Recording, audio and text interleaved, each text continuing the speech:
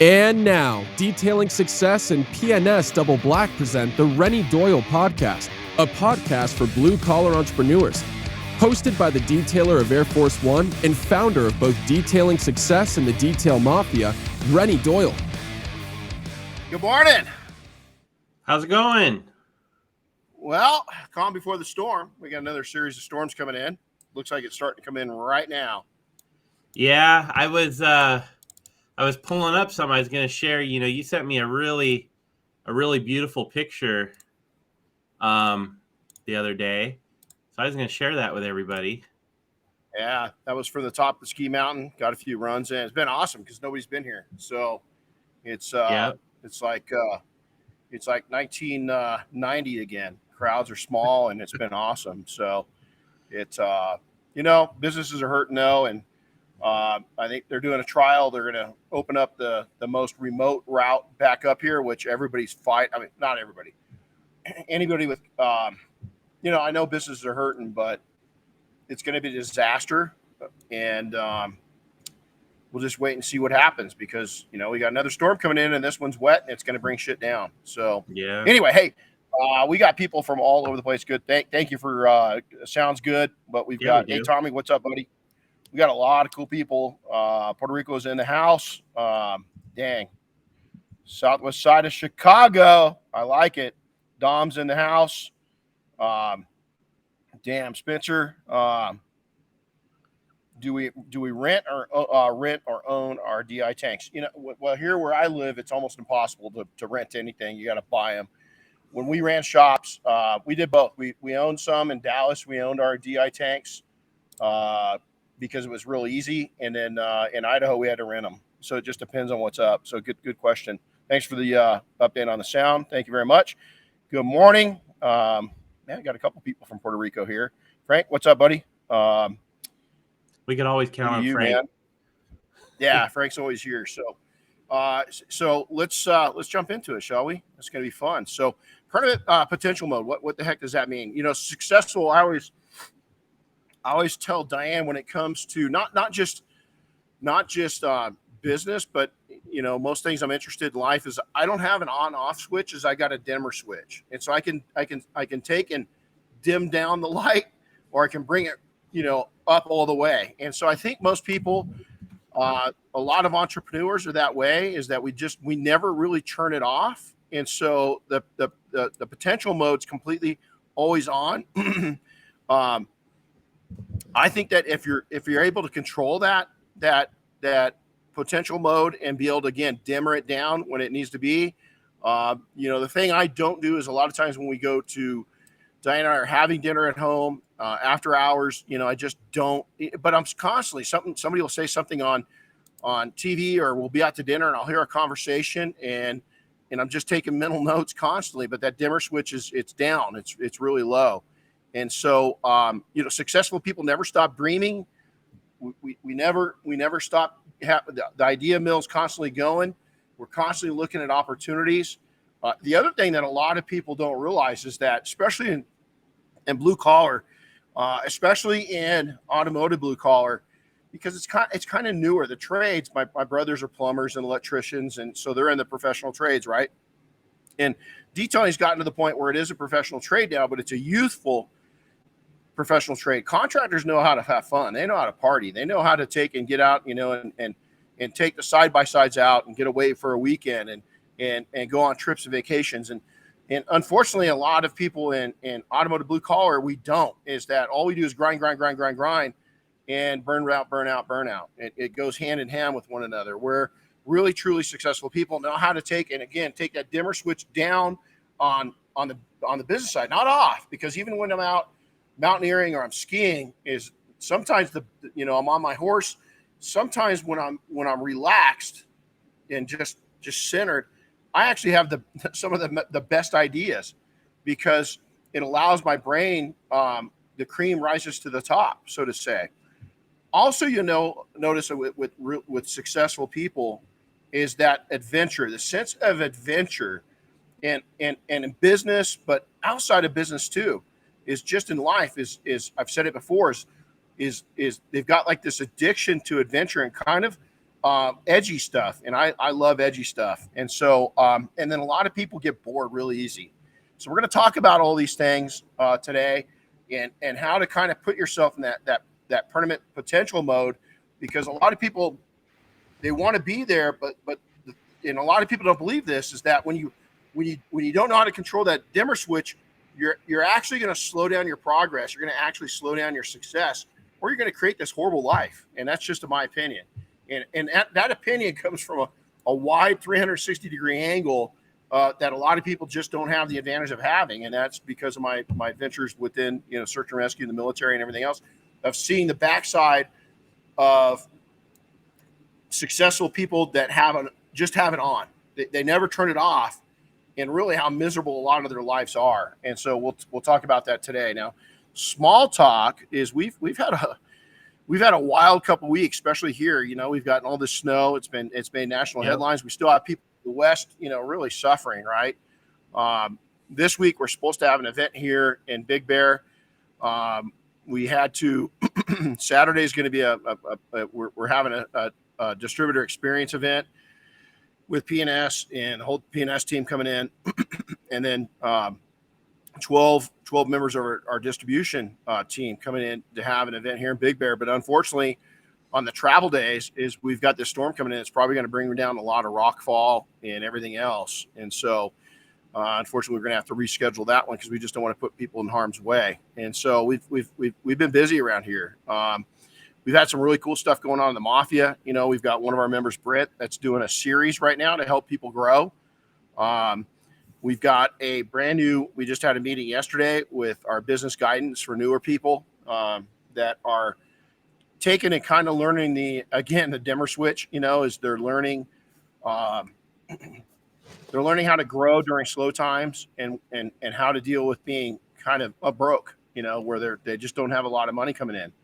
And it's exciting because all of us were new at one time, and teaching these, it's really fun. It's the first time we've done this, but not organized like we're doing right now. And I really applaud the generation of entrepreneurs coming in. Some of them are really young, for standing up and saying, "Hey man, I need a little help." We just did a podcast on that, when to ask for help, and all these professionals they stood up, put their hands up, and say, "Yeah, I could use that." And so they're going to go through what Brent's is a 4-week program, 3 or 4-week program. Brent's doing a 4-week program on identifying, I guess, your strengths and weaknesses in your market, your competitors, all kinds of, just doing a full analysis of your business in your market and the businesses around you. And then right behind that, we're going to jump in, not the same group, but some of the same members.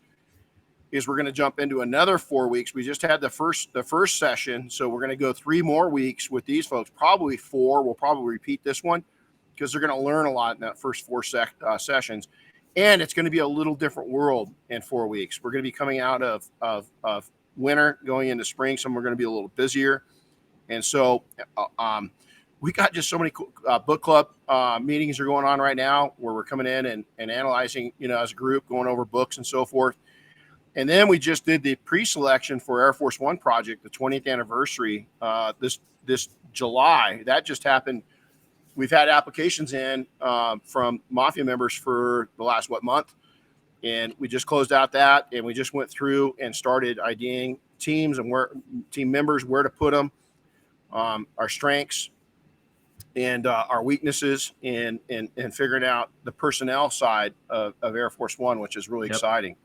So it's been busy. Today's going right back into it, and we've got a beautiful day ahead tomorrow too.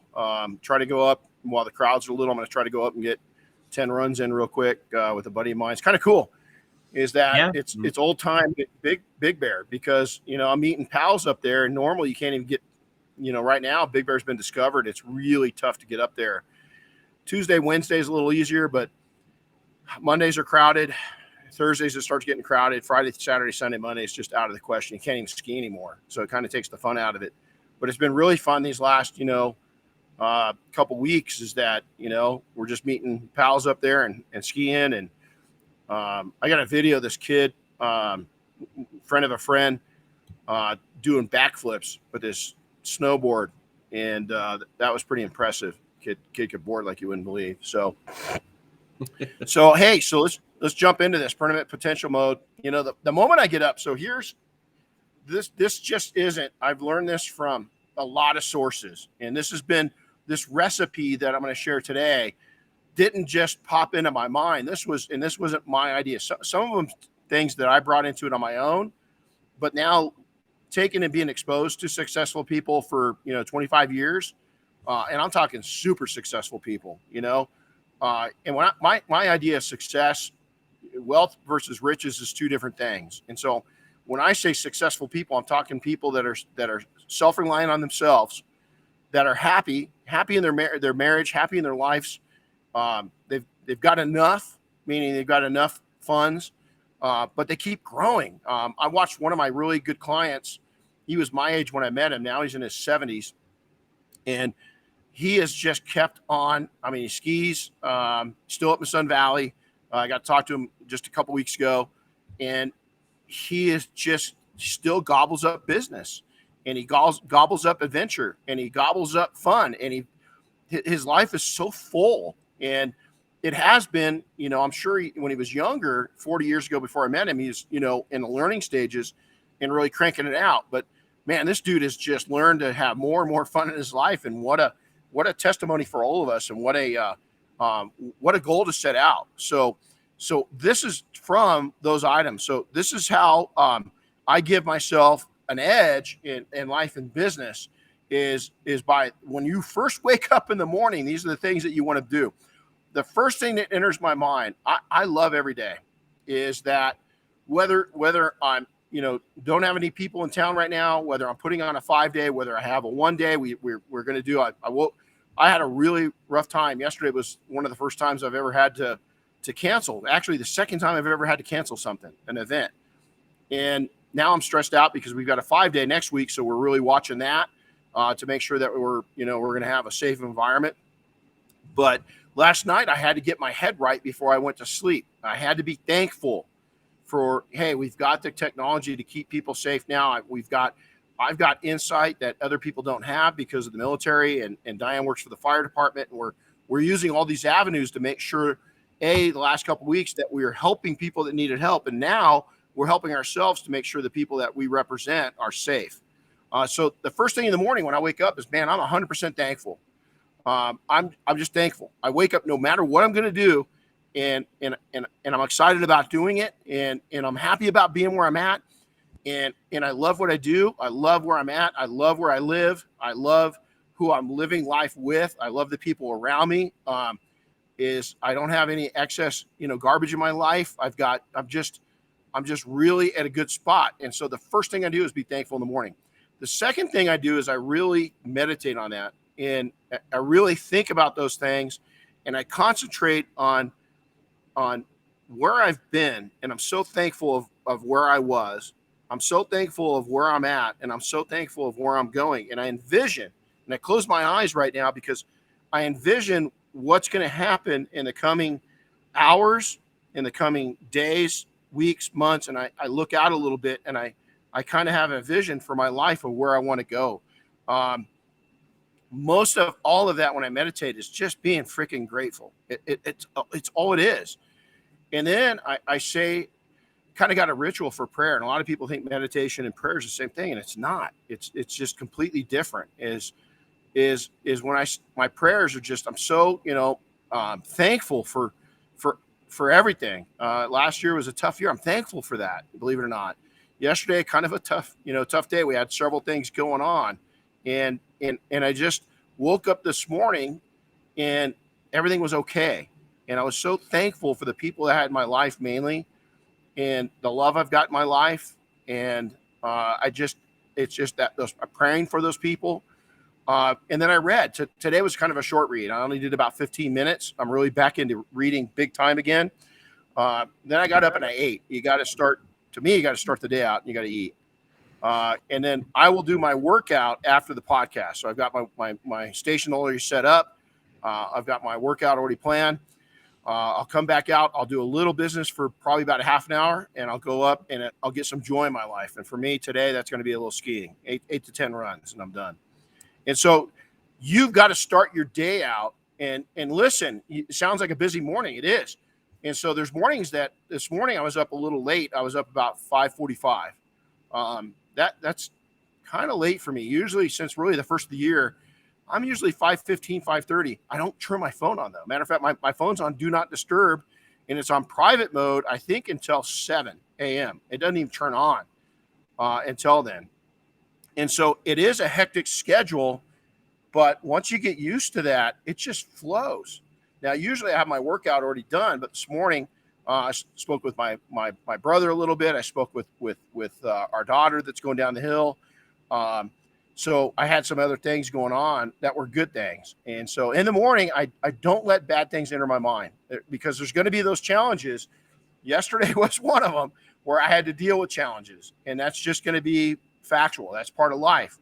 I didn't want anything to enter my mind this morning. I wanted to stay really, really freaking positive. And I'm telling you, it makes a huge difference on how you handle things. The things I don't do in the morning, this is really important. I don't jump on my phone. I leave my phone alone. Everything that I need to handle is going to be handleable after 7 a.m. Okay. Really, even at 7 a.m., I'm not. There's a half dozen people that will get my attention on business that early in the morning. Bob and Chris are one of them. Two of them right then and there, and Oscar. And so if there's a 911 and I got to deal with it, naturally I jump in, because sometimes when we wake up, the East Coast has already got a 3-hour jump on us. And so there's things going on in people's lives. So every once in a while I have to kind of handle that. I completely stay away from social media. Is that I still haven't been on social media this morning. There's just no reason for it. Is that you've got to take and stay away from that. I want my own life to be an influence, not others. At this point in the morning, not other people's.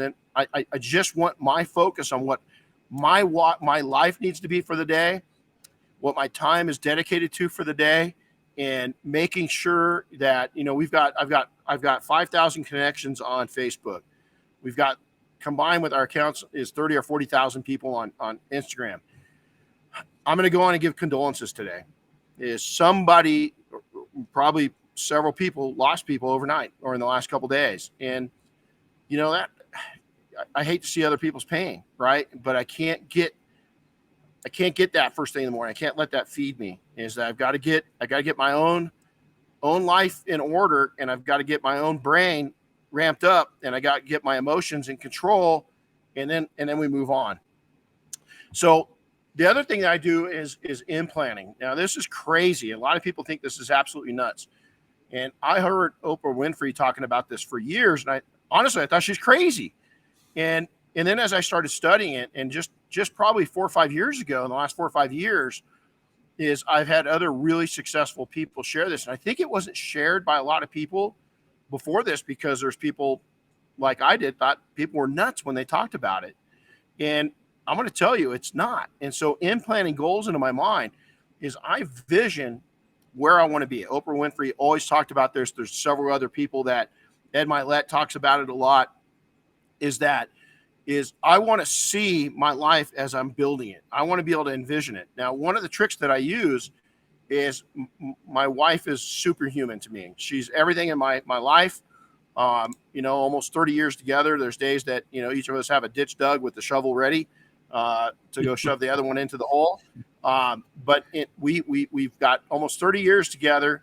And she's the light of my life. And even during the dark days, she's the one that brightens my life up, and vice versa. I've got I took a picture of her probably 20 years ago. And to me, that photo will always be who Diane is. And I can envision that in my mind. This is really tricky. The photo, when I took it, I was playing around with the camera I had, and I took it in black and white. But I saw it in color when she was standing there. And so I can see the photo in black and white, but with my eyes closed right now, I can switch it over to color as it was how I saw it through my eye. And then I can turn it back to black and white as I saw it in the photo. And that's a real skill set, and it takes a long time to vision things like that. So I've been using that for a long time. Our property, when we bought our property 3.5 years ago, some of the things that we've done to the property, the shop and everything else, is it's coming, this year is going to be a big year for that. Hopefully is that we can get our backyard done. And we visioned that. And Diane this is when I was first really learning this. And she's like, God, what are you doing? I was like, I'm implanting all these things and ideas. So, we've got a couple business opportunities popping this year in the same thing. I'm now doing that. And we had a meeting not too long ago. Chris will remember this meeting, is that everything's starting to come together on this one company. And it's just, it's badass. And so now I'm taking in and implanting, visions of how I want to take and market this whole opportunity. And I'll tell you, it makes me so excited to think about it. We've got a couple new products coming out within P&S Double Black. And again, we've gotten word back from our testing, everything else, that one of the products that we're introducing here shortly, it's pretty badass. And so I'm really thinking about the marketing, how I'm going to use the product, different ways that it's going to change the systems and processes that we teach. So all these different things implanting it's goals in my mind, it's ideas in my mind, but I've got to be able to vision it. I don't think if you can, and again, is Oprah was way ahead of herself. She was talking about this 25, 30 years ago. And maybe it's just because of my background, I don't know. That was hokey, to me. And to some of you listening, it still is. But take it for what it's worth, man. If you can, take and research it and start learning it, it's not some mythical universe or anything like that. It's your mind power is incredible. And when you have these ideas and goals in your mind and you can see them, it's more realistic to chase them. And it's more realistic to build them. And it's more realistic that they're going to happen. It's not some foo-foo, out of body experience, man. It's just not. And honestly, when I was younger, that's what I kind of thought it was. It kind of spooked me. It's not that at all. It's just what your mind, it's like your mouth is. I read an incredible quote, and I'm actually going to put it up for some friends of mine, is that what you say aloud out to people isn't near as important as what you whisper to yourself. And that was Richard Kiyosaki from, I think that's his name, from Rich Dad, Poor Dad book. That is an incredible statement. So the thing why I wake up, we'll jump back a little bit, is why I wake up with really good thoughts and I get rid of the stinking thinking, as I call it, is what you whisper silently to yourself from within your soul. That's the shit that's either going to make you or break you. And so if you think negative of yourself in any positive, in any way, even if you're putting this fake smile on and you're going about your day, but deep down you're like, man, I'm a loser. This isn't going to happen. I'm struggling here. I'm putting out to the universe that, I'm successful. First off, calm it down a little bit. Okay. Don't put out that, I've seen all too many people fake it until they make it and they die. And so be real. Don't tell people you're struggling, but don't sell that you're super successful. The thing that I see right now is all these blue collar people just building these unbelievable shops with unbelievable debt. I would have never done that. And here's why, is because when you're new and you're young, is that the reason why guys my age or gals my age are going to help you is that they know the struggle. If they see that you've got all this fancy shit, they're just going to think that, man, mommy and daddy helped you out. You really don't need my business. But when you're starting out and you're modest and you're hungry and they can sense that you're hungry and you're modest, man, you're not going to believe who helps you grow. But when you get up there and you jump and you're playing big chief, and I'm telling you, it's not going to turn out well. I'm not telling you your shop not to look good. I'm just saying grow at a natural pace that matches your platform and your reality. And so there's nothing wrong. My next shop, I'm visioning this, dude, I could live the rest of my life in my home and my shop and be content. But I'm already envisioning. I saw one last night. I constantly look at real estate, really into the real estate thing. And I found a shop that this person had built. It's exactly double the size of mine. Oh my, what they did to it is almost exactly, it's the bones of what I would do with my next shop. So there's nothing wrong with dreaming and putting it out there, but you also have to face your realities of what's going on. And so That's an important part. So what you really think becomes reality. So now, first things first, remove doubts from you. Okay. You have got to take and believe that you're going to be able to do this thing at all costs. Now, there's where it separates people, though, is a lot of people will remove doubts, but they're not going to have to take in their survival instincts is that it's what we call in search and rescue these days is rescue by cell phone. Is so many adventurers go out with their cell phones. We just had that happen here with these big storms. We had, these 7 snowboarders decide that, hey, dude, man, we're going to go out of bounds. And the next thing you know is they're in a blizzard, they're in trouble. And they got down to the bottom of a canyon, and Sheriff's Department basically said, hey, break into one of the cabins, hunker down, and we'll see you in a couple of days when the storm passes. It's lucky that they could find a cabin to hunker down in because they would have been dead, right? So remove doubts. But their thing was they did the smart thing. They reached out. They're able to hit. But what if they wouldn't have? What if they wouldn't have had that rescue line? What if you don't have a rescue line? What if your rescue line gets tired of feeding your ignorance on fire? Meaning that every time, if you're going to family for loans and building your dream and you keep going and keep going and keep going, eventually that rescue line is going to go away. You're not going to have that anymore. But all you're going to have is a big pile of debt behind you to try to pay off. You just set yourself up for failure. Totally. I didn't carry debt on my company, not even on a credit card. I didn't get my first line of credit until probably 7 to 10 years in, somewhere in there. And the first line of credits, we really didn't touch. I built what we've got. And Chris will tell you, man, I'm real modest with, I was sharing this, yesterday. I just went and bought a new pair of ski goggles. My last pair were probably 6 years old. And I sat there in the store. I got plenty of money to freaking buy. I could buy every set of goggles in the store. I sat there and said, okay, do I really need that? What's a want versus a need? And so is removing doubt is also removing the rose-colored sunglasses, the rose-colored glasses, is look at everything with extreme reality. The next thing to do is remove negative thoughts. You cannot let negative thoughts, even if you're in a tough time, is you're going to get out of this. And if you believe that it's like the snowboarders, listen, they believe in themselves. They had to drop down almost 3,000 feet, 2,500 feet. And then they had to go find a cabin. Then they had to figure out a way to break into it. Is they found a way and they did it, and it saved their lives. When you remove negative thoughts, you're going to find a way. And it's going to be getting a side hustle, turning your full-time into a side hustle and getting a full-time job until you can make your side hustle a full-time thing. Is that there was no option for failure. I didn't have a plan B. I didn't have a plan C. I knew I was going to go out and make this thing happen. I knew I was going to have to work my ass off. I knew I was going to have a side gig during the first few winters. And I was okay with all of those things, and it worked out pretty well. The next thing is have faith. What's faith mean? A lot of people think when they think that, they think their grandma and grandpa going to church. That could be it. So for me, definitely my faith in God is part of it.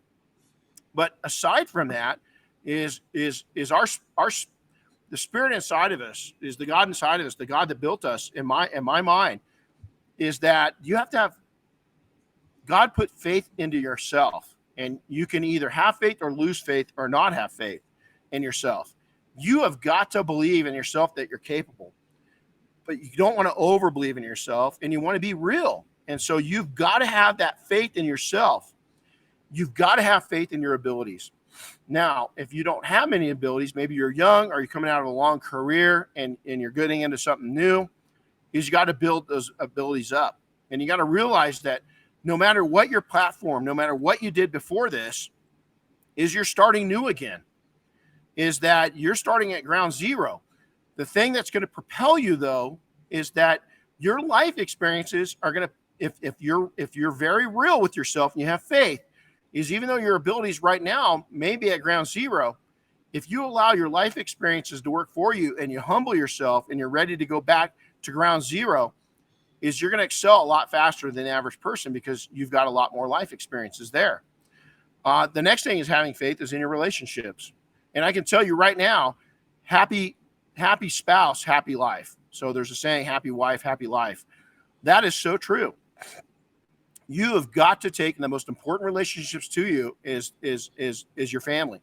And that's both your close family and your extended family. And then it's your friendships and your colleagues in business. And so your relationships, and then it's your customers, is do they trust you? Trust is absolutely everything in business, absolutely everything. And having a legitimate relationship with other people is absolutely important. It's a must. You've got, above anything else in business, is I want to build solid relationships. Is I want to take, and there was times where people would come into the shop, they'd want something done, and I'd say, you don't need to spend this kind of money. Let's do this. And I would downsell them instead of upselling. Everybody talks about the upsell, but it didn't happen all the time, but it happened on a consistent level. Is I'd look at people's cars and be real with them. Listen, you're kind of rough on cars. This is what's going to happen. This is what I suggest. And in the long run, it built a lot more trust up. They weren't spending the money. They didn't need to. We were selling them what they needed. And I got to tell you that the value that brought to us, and the positive statements made from our customers to other people, was just catastrophic. It just catapulted us. Next is again, first things first, you got to continue to educate yourself. Never stop. I'm constantly reading. I'm constantly studying. All platforms of life and multiple generations. We've got several generations in business right now. We've got some amazing, like I said, I've got my superpower, just over the top freaking mentors are all in their 70s and 80s now. God, I get so much out of them. It's unreal, right? Then the next ones are colleagues of peers. They're my age. I get so much out of them. Then the next one is the middle age group of entrepreneurs. I get so much out of them. And then we've got this youth coming into entrepreneurship. I get so much out of them. Is I learn from every platform and every generation that's in business right now, good and bad, is that I just constantly educate myself. I'm constantly studying. I'm constantly looking at technology. I'm constantly reading books. I'm constantly going back and reading old books. I just mentioned a book, Rich Dad, Poor Dad.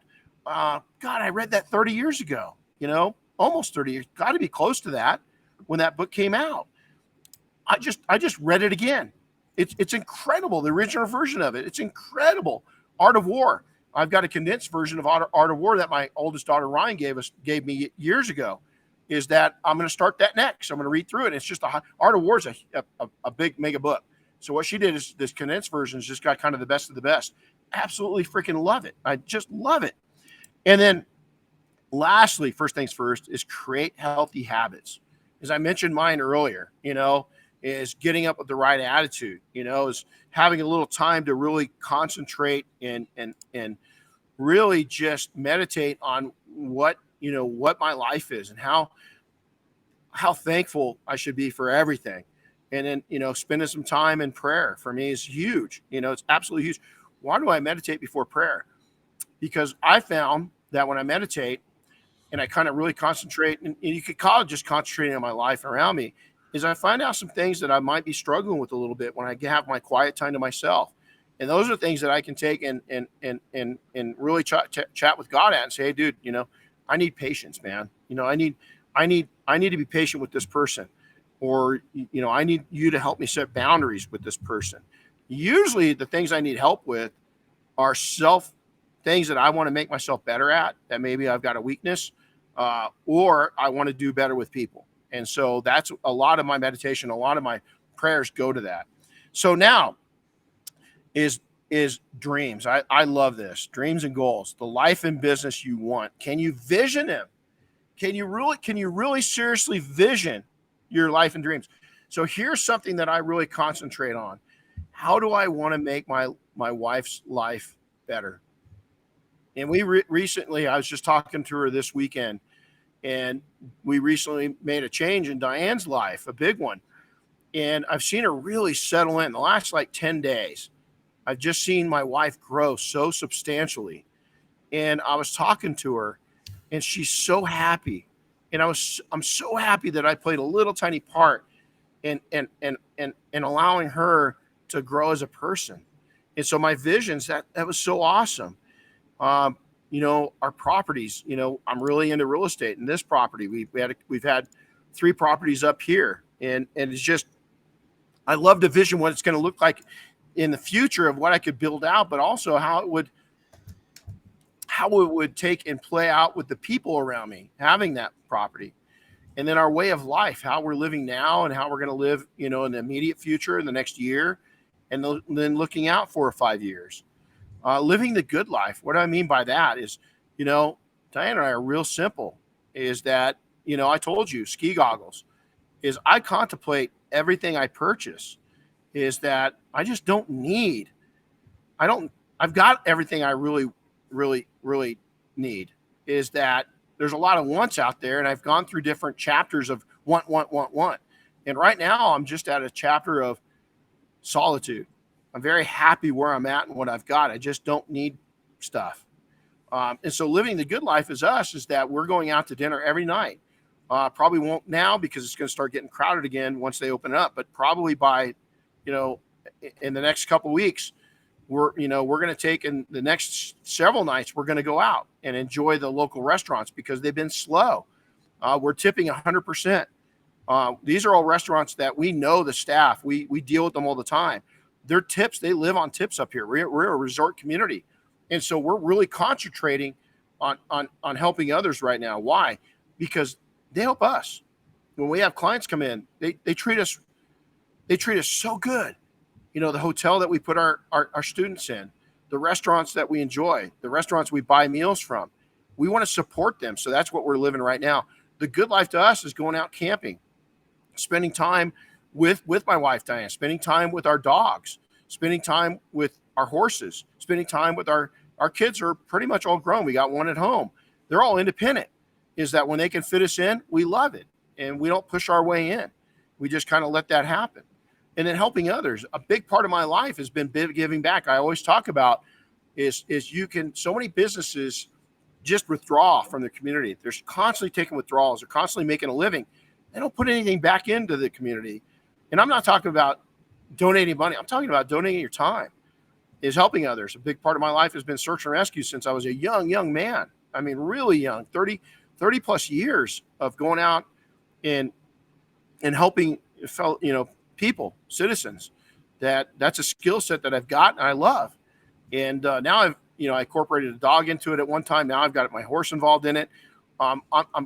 All these passions that I've got is 90% of what I dig in life, and 90% of what brings me good joy involves other people. And that's how I always have been since I was a kid. I'm going to die that way. I'm going to go out of this world always wanting to help people. And let me tell you, is probably 60% of those people that you help have got behind your back. They've got a knife to your back, and they're looking at just advancing themselves, because that's how ugly society is. It's nothing new. It's thousands of years old. Is that a lot of people you're going to come in contact with are just wanting to grow themselves off of your sweat. And that's just the way it is. I'm not going to change. All I do is I've really figured out boundaries now in relationships. And when I feel that happening, I just step back away from that person. Simple as that. No more than that. I don't hate on them. I don't dislike them. I just not going to take and give them time anymore. I'm going to give people time that I am willing to build you up. Are you willing to do the same? I am going to take and not just match your energy. Good luck trying to keep up with the energy I give you. That's what I want, is I will meet and beat your energy. And to me, that just, it's priceless in life, and it's priceless in business, and it's priceless of being, it's called being a good human. And so you've got to take and do that. Business is that, visions. I don't, again, dimmer switch is it's never off. I've constantly, yesterday we had some challenges in the day, right? But it was such an amazing growth day. When Diane got home, she went out with some friends just to have a girls' night out, again, supporting our local restaurants. They all went out. I stayed home, and we had kind of she got home. I was beat. I was just mentally worn out when she got home. She walked in, I greeted her, asked how it was, and bam, we went to bed. It was over. But even during having a very busy day yesterday, it was an amazing growth day. A lot of vision came out of it, and a lot of what came back into play was how I can take and help others. So now let's talk about something. Triggers. Triggers are something that when I see something, it triggers me to think about a goal or an action or a time. And so triggers. When my wife walks in from anywhere for the first time, I always try to greet her with love and appreciation. Doesn't always happen, but I try. That means that probably over 50% of the time I nail it. The rest of the time I don't, right? Because I'm not human. But it's a trigger. Is that my wife likes to be touched. She likes me to touch her, on the leg. Just a simple little kiss on the forehead just makes her light up. And the same with me. When her touch is just 30 years later is just magic to me. And so we try to give each other that magic. And so every time I see my wife, that's a trigger point. I hope you guys are following this.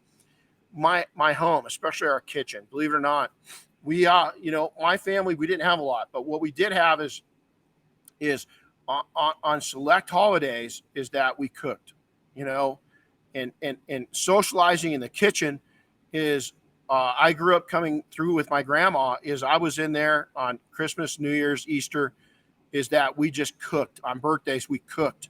And it was a family affair. And I was with her. I was learning. I was tasting. I was, mixing. I was doing all these different things. So our house is my kitchen is ground zero. We've got a modest house, very modest house, but the kitchen is badass. And for me, it's my trigger of what was in my life, what is in my life, and what is coming of my life. And so it's a trigger for me to think when I'm in there, it's hard for me to be in a bad mood. I don't like, and probably I don't think I've ever told anybody this. I don't like arguing in my kitchen. For me, it's a peaceful location. It's a bonding. I don't like having serious talks there. I want to keep it a joyful place. My shop. I walk out, and the first thing I did this morning is I looked around. Damn, I'm so fortunate and so lucky. It's a trigger. And I'm going to come back on something. The mountains behind me. It's Gold Mountain. This gets real emotional for me because the mountains are such a big part of my soul. And that mountain behind me has been my playground for 40 years. And not just that mountain, but mountains, period. The wilderness has been the biggest teacher and equalizer in my life. And these mountains, when I look, every once in a while, like all of us, I become unthankful. And we've got, COVID did something for Big Bear. It was discovered. It's become very obtainable and very travelable to the average person living in Southern California. Mind you, there's about 17 million people here. And so we get a lot of those people up here. And it really drives me crazy because it's changed the town. It's gotten very hard to go out and do what I love to do anymore. And that's ski and hike the local trails. But what I've learned to do is just, hey, adapt. So instead of skiing as much as I do, I still ski. I still love it. I go out and spend time with my horses. There are no crowds out there. I go spend time on the mountain behind me. There are no crowds. Matter of fact, when I'm boo-hoo and I'm feeling sorry for myself, I remind myself, I can hike out my front door in 15 minutes. I will probably not see another human being for hours or days. Wham. So it's an equalizer to me. It's a trigger for me to be thankful. And then, believe it or not, every time I open a car door, this is the first time I've ever shared this with somebody. And I'm sharing it to just my best friends. So there's like 6 of you here, so don't tell anybody. Every time I open my car door represent a car door. It doesn't matter. But I've trained myself the last 4 or 5 years. When I touch a handle, I envision my next business dream. That is the only thing on my triggers that is 100% business. But you think about it. How often do you open a car door? And so when I trigger that, it might be that I don't have anything in my mind. But in my mind, and sometimes even out loud, I'll go, God, thank you for my businesses.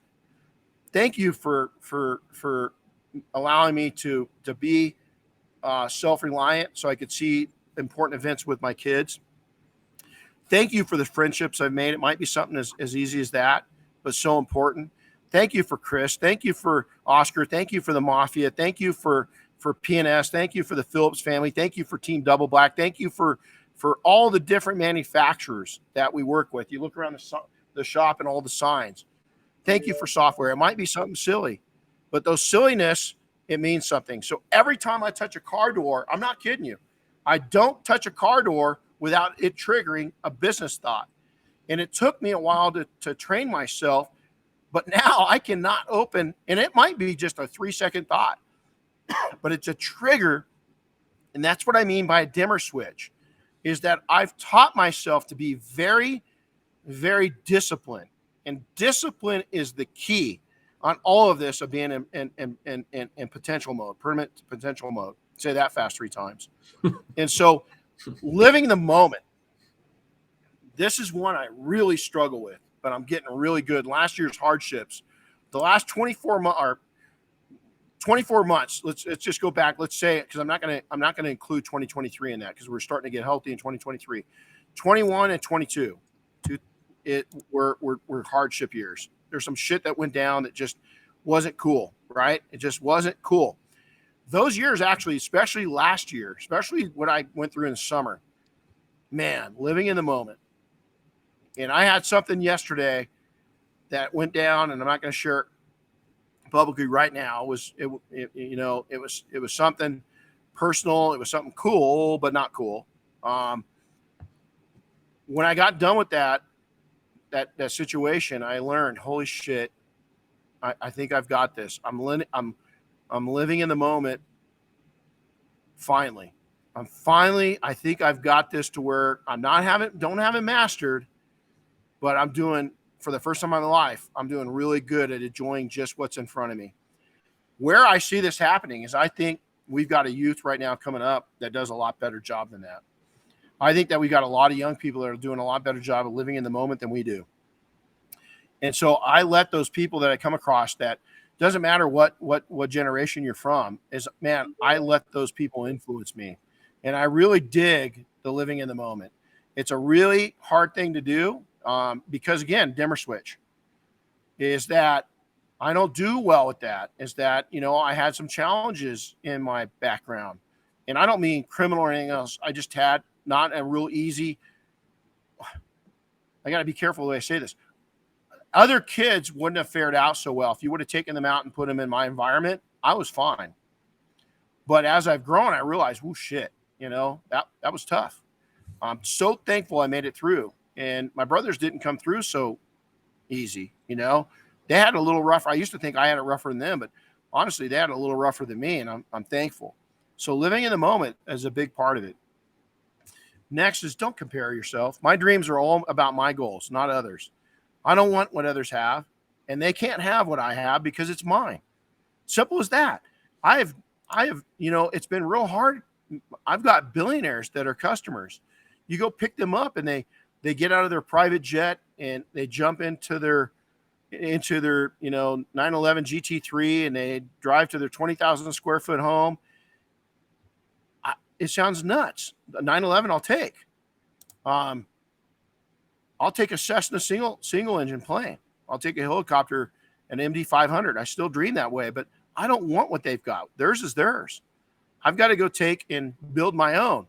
And I don't want what other people have, because I dig what I've built, and I'm happy with what I built. And so even today, if you don't think there's challenges of that, you look at what's going on in the industry. There's other people doing things that I had ideas of doing. I just didn't go that direction. And so I could compare myself and say, why didn't I do that? Well, I didn't do that because I did what I did. And they didn't do what I'm doing because they're doing what they're doing. And so, and then the other thing is half of what you see people talking about on social media these days, unfortunately, 50% of them are bullshitting, they're liars, and they're broke. And so why do I want brokenness? Is I want greatness. And I want other people to succeed. And I want to take in and see people that are true to what they're putting up. I want to see people that are living their dream and building a great life and happy. I don't want to see misery. I don't want to see struggle. I don't want to see all the stuff that's behind the scenes. But unfortunately, we have to see it. So don't just dream big dreams, make them real. So what is this? I know what my limits are. And what I mean by that is I know that I don't want to be a billionaire.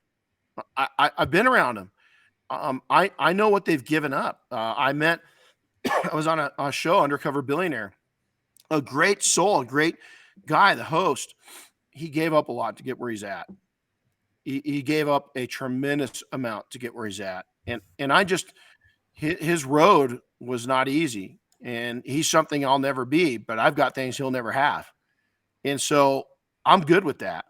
I like to own my stuff, you know. I don't like debt. I just like, I'd rather have something simple and paid for than something fancy and expensive. Could I afford it? Yeah, maybe there's a time where I'll splurge. You know, I still envision. I was out looking at my dream car. I've got a very simple, it's expensive dream car, but I was looking at them last night. I found not the ideal one, but close to it. You know, would I like to have that? I mean, when the time's right, there's other things I want. You know, there's other things I want to invest in. There's other things I want to do. And then I want joy, and I want to be able to give back to society. You know, if I could figure out a way to buy a MD 500, you know, C, D, or E model, and if you're helicopter fans, you'll know what I'm talking about. If not, you can just take and type in, or you know, an MD 520 Notar. You know, I'll take one of those. If I could turn it into an asset, and if I could help people with it, I don't want to just go fly around. But, you know, if I could go and use it for when the sheriff's department, when we have a missing persons and the sheriff's department has to give up the search, at some point they have to, right? I'd love to have a nonprofit that goes out and brings out the helicopter and helps and brings out the horses and brings out the ground pounders.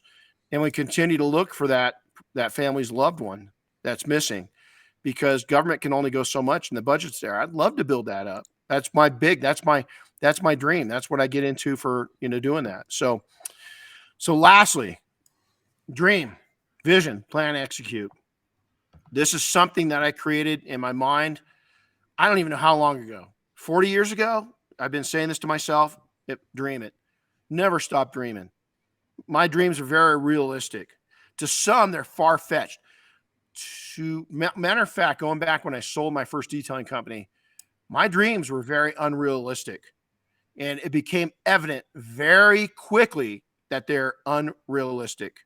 So when I became, let's say 24, my dreams became reality. My dreams became what I am today. Matter of fact, from 24 on until 40, I was more the real me. From 40 to 50, I kind of lost me. And I've shared that many times, is that I've lost that. So dreams, you got to vision it. You got to plan for it. You got to execute it. You got to execute and go make them happen. And then you just keep repeating. So, wow. I went nonstop. My coffee's almost cold. Now, I figured it was because you had a lot of coffee. My first one. It's actually Luke Hot. And so we'll go with that. So, hey, Chris, anything to add to that? Not much. You know, way early on in the podcast, you mentioned how contractors tend to be better at getting out and escaping on the weekends and all that kind of stuff. Do you think part of that's because they've also figured out how to price their services better than detailers have? Just took the words out of my mouth. They've learned profitability, and they've ran legitimate businesses for decades longer than we have. And so they know what their survival number is, you know, and I come out, I've got a minor in construction management, and they've known what their numbers are we're just figuring that out in the industry. There's a handful of people that figured it out a long time ago. But most, we're just really legitimizing it. And so, yeah, they have, they're filling a need, and a lot of detailers fill a want. And that's really a want is, you know, coatings. Coatings are a want. Yeah. And for a lot of people now, it's become a need. That's how good we've gotten, right? I mean, how great is that? But a need in the detailing industry, you know, interiors will always be a need. You know, it's always going to be a need. You know, doing doing a wash, clay, protect, a wash, clay coat. That's going to be a need. People need to protect their cars, but they can do some of that at home. But you selling yourself, and again, why? I got it. The MacBook Pro I'm on right now is relatively new. 6 months. I want to tell you, man, when I got this new one and I took it, the packaging was freaking. I mean, not that I would buy a Mac for the packaging, but I'll tell you, I'm talking about it 6 months after I bought it. I'm going to go get a new iPhone here in the next couple of weeks. Is the same thing. The way that Apple packages things creates a fan base. The way you package your things creates a fan base, but they're not buying from a shop. They're buying from you. You've got to package yourself right. You've got to make yourself that. I always tell people that you can build an amazing mobile unit. All of my shops started out mobile and went into a shop. We kept the mobile side going the entire time. We never shut the mobile side down. It was our premium service. And so a lot of people think, mobile's cheaper than fixed. No. It was our premium service. So back in the day when you'd call us up and you'd want, let's say we gave you a price of $600. If we're going to go out and do it mobile, it was $100 to $200 more to go mobile, depending on their location. And so contractors they've figured out the profit. They figured out their P&L. They figured out the tax break system. They figured out how to take and buy things and write things off. They're thinking like wealthy people. We're just now starting as an industry. There's people that's been there for a while, but now we're starting to get, a lot more percentages getting to that point. So great point. They've built themselves in a lifestyle. Now, a lot of them haven't, but my brother's contractors, and two of the four, and or two of the three, excuse me. There's four of us, but we, two of us, we're three of us were self-employed, most of our lives, and them as contractors, they were way ahead of me. But I used them as a way to take and build my businesses up the same way that contractors build theirs. That's why I think that we did so well in the industry at a time where people didn't do so well, is because we treated it different. And that was a good angle. It's a good point. Nathan, with that, now next, what's that? Oh, I was going to say, Nathan wants you to start a detailing church. A detailing church. Yeah. Well, I'll tell you, yeah. So, in the Guard, they're down. I've actually got a master's in world faith theology, and got it just because I was taking so many classes. I love history. I love biblical history. I took a lot of different, study classes on different faiths of the world, the greatest faiths of the world. I learned a tremendous amount. I love people of all faiths, especially after getting educated on some of these faiths. The ones that a lot of people think are ugly faiths are actually beautiful faiths. It's just different. They all come back kind of to a similar, ending. But yeah, I was told I cuss too much, and so it's but it's I am who I am, right? But I think in the MOF, I give a Sunday message, over on PNS Sundays. And then I give a Sunday sermon. And I almost feel guilty saying it that way within the Mafia, because it's about business and life. But, I love sharing with people my experiences in life, and the hopes that it will change, your future, and will change your mindset. And so I hope that we do that. So with that said, hey, what's up for next week, Chris? Now, in the meantime, while Chris is finding the topic for the next couple weeks, maybe even, is that make sure that, if you've enjoyed today's, sermon, take and make sure to share it. We'd love to hear your comments. Put it over, we put it on all the different the video versions of it. Also give us a good review. We'd love to take and have good reviews. We do this with the hopes that we change one person's perspective on things every week. We love to hear from, last time I heard from several people on the last, when we had Michael in, and so and Michael heard from people. So that was really cool. So, if we've hit a chord with you on today's subject or another subject that we did, let us know. And so Renny at detailingsuccess.com, Chris at detailingsuccess.com. And with that said, what's up for the next couple of weeks on the podcast, Chris? So next week we have a guest coming in. We got Joe Kimball from Kimball's Detailing out in Washington. He was, I think, Detail Shop of the Year with the IDA, if I remember correctly. Cool. The following week on the 22nd, we are doing another Q&A show. So if you guys want to start thinking of a good question for that, you could start sending those in to us. And then the last week of the month, we have another guest coming in, Brian Guy. And you know Brian more than I do. So maybe you could Man, you can tell Brian, these guys who he is.